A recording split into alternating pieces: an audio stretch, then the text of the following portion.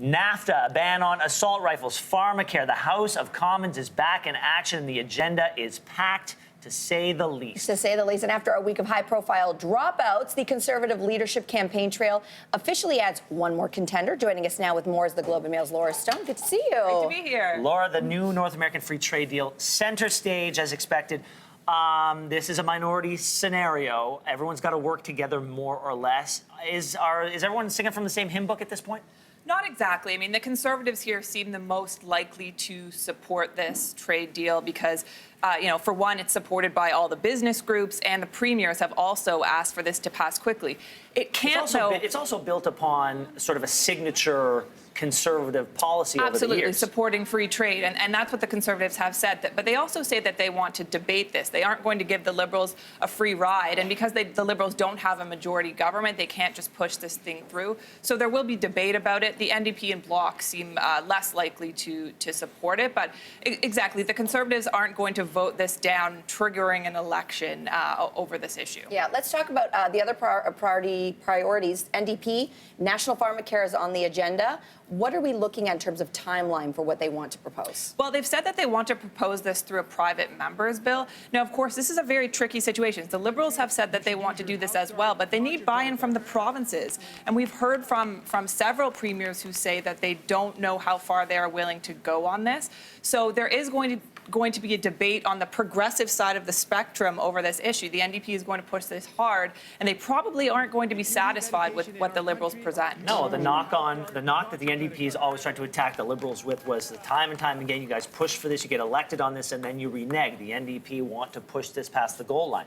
The Liberals are also expected to introduce legislation banning military-style assault weapons. Seems like a layup to me. What's the prognosis on whether or not that's going to go up or down?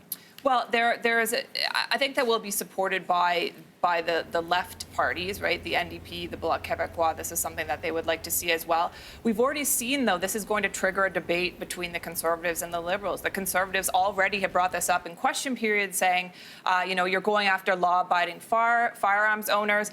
On the flip side, the more progressive parties will say to the Liberals, you're not going far enough. You're not banning handguns in cities, for instance. The Liberals have said that it will be up to individual cities to decide. So they're sort of taking one of those mushy middle positions that the Liberals have been criticized for in the past. And finally, Ontario MP Aaron O'Toole, he's kicking off officially his now second attempt at the Conservative leadership. Now Peter MacKay, they're both off and running here. We still have some time until June 27th when the party does select their next leader. So what can we expect now that we at least have these two? Well, we saw from Aaron O'Toole's launch, his tagline is True Blue, and that tells you all you need to know here. He's really positioning himself on the right side of the spectrum. He launched in Alberta. He's trying to position himself as kind of the Western voice, where there is a void of Western candidates so far. So, we'll see if more people join in the race, but these two certainly seem to be the front runners at this moment. Peter MacKay has a lot of support from caucus, so he does seem far ahead in terms of getting support from other MPs. But, he's saying things that I personally haven't heard from a lot of candidates. I mean, he's the first candidate I've heard reference cancel culture. He wants to cancel culture. So there's a social element of what he's going after as well. O'Toole is going to run a bit more of I think more of a hot button campaign, trying to, poke the bear a little bit more than Peter MacKay. Laura Stone, we appreciate your time today. Thank you. Yep. Thanks for watching. If you like this, be sure to subscribe here. And you can check out more Your Morning videos right here.